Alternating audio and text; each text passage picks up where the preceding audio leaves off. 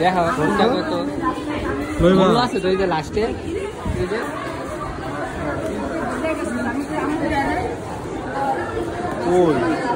এই যে এই যে ভাইয়া এই যে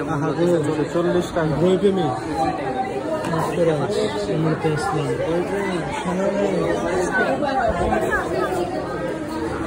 কিনবা